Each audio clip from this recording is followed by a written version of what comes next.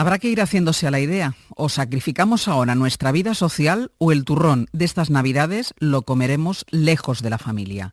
Son las 6 de la mañana, las 5 en Canarias.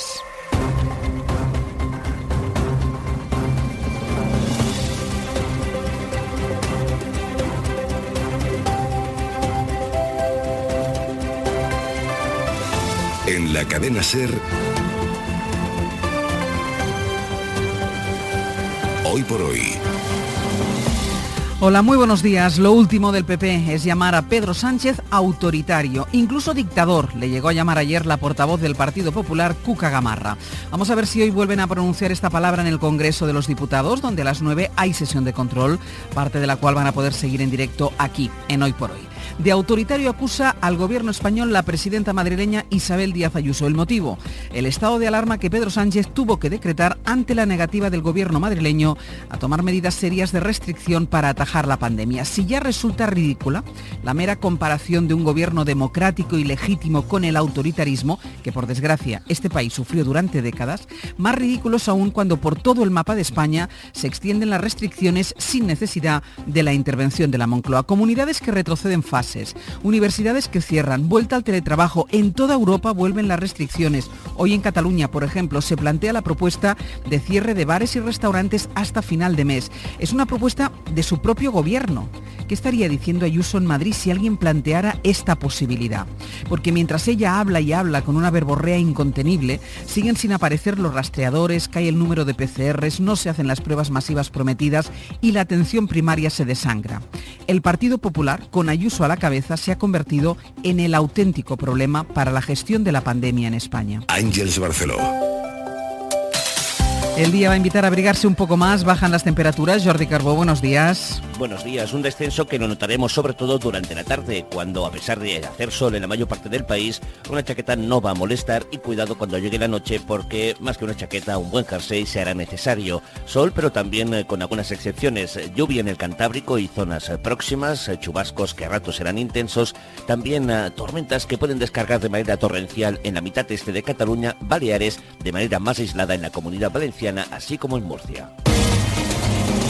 Es miércoles, es 14 de octubre. La sesión de control que les contaremos esta mañana en directo a partir de las 9 servirá para medir el grado de crispación y ruptura que ha alcanzado la política de nuestro país en medio de la segunda ola de contagios y de la peor recesión desde la guerra civil. La derecha, la política y mediática llega a este pleno con una obsesión: señalar la supuesta deriva autoritaria del gobierno. Lo hace con la pandemia, a propósito del estado de alarma en Madrid, dejando a Isabel Díaz Ayuso todo el protagonismo. Dinamitar el Estado de Derecho con la excusa del bien común es el camino recto hacia la anarquía y la vuelta a regímenes totalitarios. Y lo mismo ocurre con el Poder Judicial. La popular Cuca Gamarra recurrió ayer al mismo argumento al valorar la reforma exprés que quiere forzar el gobierno. Lo que quiere es imponer una dictadura.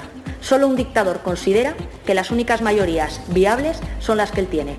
En la justicia y en Pablo Iglesias cargará hoy la oposición en el Congreso. Pablo Morán, buenos días. Hola Ángeles, muy buenos días. PP y Vox han cambiado sus preguntas in extremis en cuanto han sabido que el vicepresidente sí acudirá al pleno de esta mañana. Tenía previsto un viaje a Bruselas, pero lo ha tenido que cancelar. Habrá, por tanto, preguntas para Iglesias y también para Pedro Sánchez. Pablo Casado volverá a plantear el cese de su vicepresidente. PP y Vox de nuevo de la mano en un momento en el que la ultraderecha promociona su moción de censura a golpe de avisos contra la memoria histórica. Derogación de la norma 52/2007 de la liberticida Ley de Memoria Histórica.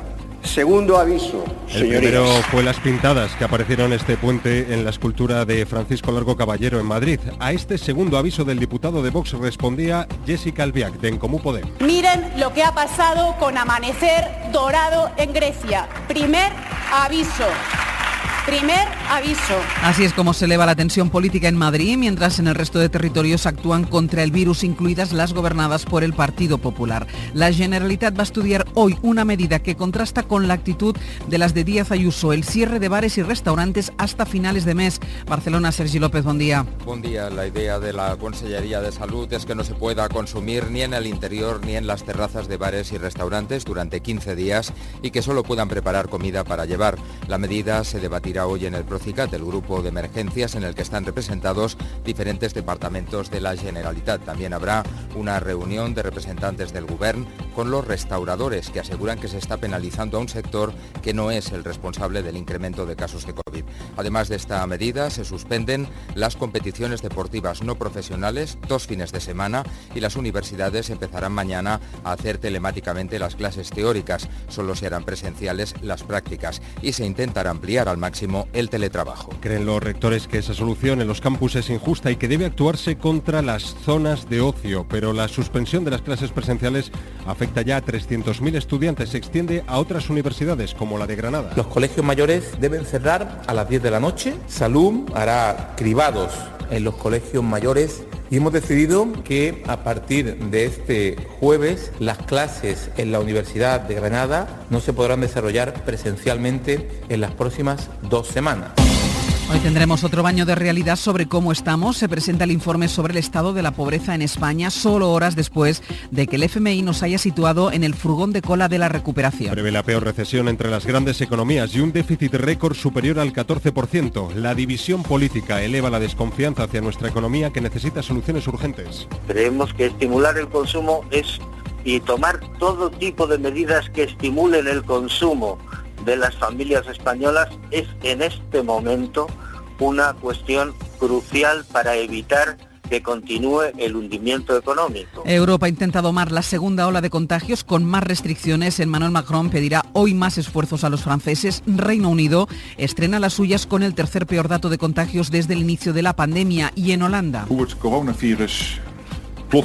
Holanda hoy cierran los locales de ocio, una medida dolorosa pero necesaria, según el primer ministro Mark Rutte. Y la gente del día nos hará estar pendientes también del Supremo. Está al caer la sentencia de ese tribunal sobre la primera etapa de la Gürtel. En Europa, una llamada de Ursula von der Leyen a Boris Johnson va a intentar encauzar hoy las negociaciones del Brexit. En Grecia vamos a conocer las condenas a los líderes de Amanecer Dorado, y en Estados Unidos la campaña de Donald Trump pilota a estas horas en torno a su candidata al Supremo, la jueza Amy Barrett, que no ha querido aclarar cuál es su postura sobre el aborto, las armas o el matrimonio homosexual a preguntas de los senadores. Decidiré sobre los casos a medida que surjan, le ha dicho a los representantes de la Cámara. La derrota de anoche en Ucrania evidenció las carencias de la selección española de fútbol. Sampe, buenos días. Buenos días, Ángel, que son la falta de gol. Solo se ha marcado uno en la terna de partidos de esta semana y anoche se fallaron o no se aprovecharon muchas oportunidades de las que tuvieron, sobre todo en la primera media hora, ante una Ucrania que se llevó, recordemos, 7 goles de Francia la semana pasada. La otra es la portería, donde sigue sin cuajar De Gea, aunque Luis Enrique le defendía tras esta derrota por 1-0, el gol de Sigankov en el minuto 76, con parte de culpa del portero español. Yo creo que lo de Gea ya es vicio y os pone mucho, y entonces todos podemos hacer más. Yo el primero, todos podrían haber hecho más, pero hombre, si en un partido como este se le echa la culpa de Gea, pues ya apaga y vámonos. En el otro del grupo, Alemania 3, Suiza 3, a falta de 2 partidos para terminar este grupo de Liga de Naciones, sigue líder España, 7 puntos, Alemania y Ucrania tienen 6, cierra Suiza con 2, España cerrará visitando a Suiza y recibiendo luego a Alemania en el Estadio de la Cartuja de Sevilla.